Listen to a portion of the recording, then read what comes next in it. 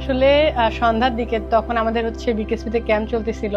তো যখন দেখি যে ফেসবুকে হচ্ছে আমাদের স্কোরটা ঘোষণা করা হয়েছে, তখন অনেক মানে মানে কেন জানি অযথা মানে চোখ দিয়ে পানি চলে আসছিল যে না, কারণ ওয়ার্ল্ড কাপের মতো বড় একটা স্টেজে নাম থাকাটা তো এতটা ইজি না। তো যখন জানতে পারছি অনেক আনন্দ লাগছিল, এবং তারপরে আর কি বাবাকে ফোন করছি, মাকে ফোন করছি, জানাইছি, তারা অনেক খুশি হয়েছে। আসলে সব থেকে বড় কথা, তারা তো এরকম কিছু বুঝে না, এমনি মানে নর্মালি যেরকম খেলা জানাই যে এই স্কোয়াডে আসি বা এখানে খেলা হচ্ছে, এখনো শুধু বলে যে যখন আমার খেলা দেখে শুধু নাকি আমাকেই দেখে, খেলা কিন্তু কিছু বুঝে না। আমি খালি বলি যে খেলা না বুঝলে আমাকে দেখে লাভ আছে? এটা হচ্ছে বড় একটা স্টেজ, এখানে ওইরকম কেউ সুযোগ পায় না। তো তারপরে বললো যে হ্যাঁ ভালো, তো আমরা জানি তুই পাবি। তো এভাবে বললো। তারপরে বললাম যে দোয়া করিও, বলছে যে হ্যাঁ অবশ্যই, দোয়া তো সবসময় থাকে।